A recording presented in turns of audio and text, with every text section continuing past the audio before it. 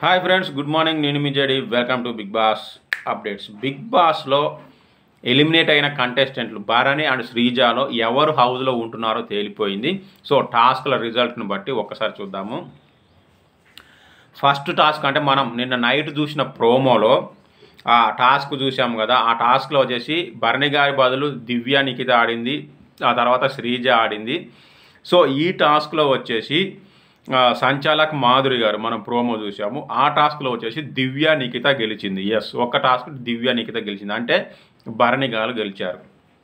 ఆ తర్వాత second task వచ్చేసి unlock the door fastest complete చేసిందంట శ్రీజ దమ్ము చాలా ఫాస్ట్గా కంప్లీట్ చేసిందంట. అంటే శ్రీజ ఒక టాస్క్ గెలిచింది, బ్యాలెన్స్ అయింది.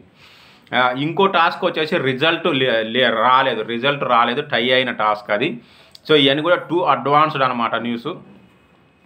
ఇక ఇంకో టాస్క్లో వచ్చేసి భరణి గారి ప్లేస్లో వచ్చేసి ఇమ్మాన్యుయల్ ఆడాడట, ఆ శ్రీజ ప్లేస్లో వచ్చేసి కళ్యాణ్ పడాల ఆడాడట.